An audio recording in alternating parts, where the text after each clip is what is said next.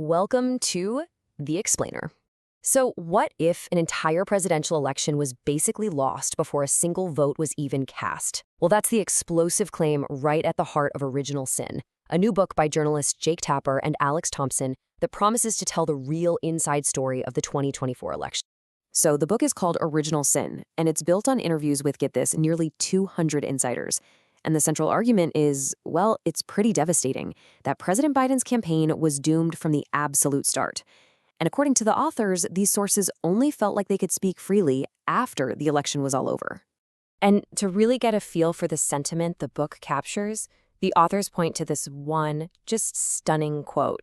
It's attributed to David Plouffe, who was a key strategist for the Kamala Harris campaign.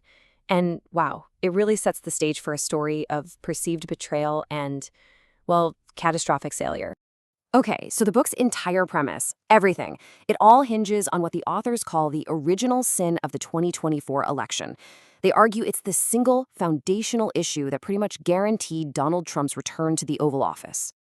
So what exactly is this original sin? Well, according to the book, it wasn't just that Biden decided to run again. No, it was that decision combined with a deliberate internal effort to hide what they say were his declining cognitive abilities, a charade, they claim, that misled both the Democratic Party and the American people. All right, that is a huge allegation. So what kind of evidence do the authors actually present? The book claims it was all happening behind the scenes, away from the cameras and the press conferences. The picture the authors paint is one of a stark, dramatic contrast. Publicly, the message from the White House was always consistent, always firm. The president is sharp, he's fully capable. But privately, the book alleges that staff were making significant and growing accommodations for what they saw as his diminished capacity. And the book gets into some stunningly specific details about these alleged accommodations. We're not talking about minor adjustments here. Topper and Thompson report that speeches, even whole paragraphs and sentences, were being shortened, that he started wearing Hoka brand sneakers for better stability and began using the shorter stairs to get onto Air Force One after a public stumble. Aides, the book claims, were literally directing his every single move at events. The book points to one key public flashpoint, the special counsel Hur report back in February of 2024. Now, it cleared the president of any criminal wrongdoing over classified documents, but its characterization of him as a well-meaning, elderly man with a poor memory, well, that suddenly brought all those private concerns right out into the public square, and in a very official way. So if these issues were real, who was responsible for keeping up this public facade? The authors focus squarely on President Biden's inner circle, portraying them as this tight-knit group of, well, enablers. The book is just filled with accounts like this one. Top Democrats told the authors that they were getting worried by what they were seeing, but whenever they asked senior staff like Anita Dunn, Jeff Zients, or Mike Donilon, they got constant reassurance. The message was always the same. Everything's okay. This dynamic, the book alleges, created a strange circle of groupthink, where questioning the president's fitness just wasn't allowed.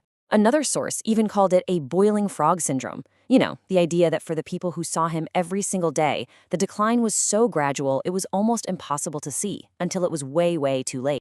The book argues that this carefully constructed reality, this whole bubble, came crashing down for the entire world to see on one single night, the first presidential debate against Donald Trump. And this timeline really shows just how critical that moment was. You have the Hur report in February that raises the questions. Then you have the June 27th debate, which became the point of no return. Less than a month after that debate, President Biden would end his campaign. And this gets to the book's absolute central argument about the debate. It wasn't just a bad night, which is what his team claimed at first. No, the authors argue it was the moment the private reality, the weaker voice, the moments of confusion, was laid bare for tens of millions of people to see with their own eyes. But here's the thing. For some Democrats, that debate performance was no surprise at all. As this anonymous source quoted in the book puts it, seeing the president in private after he withdrew just confirmed what the debate had already shown. The person on that stage was the exact same person they were seeing behind closed doors.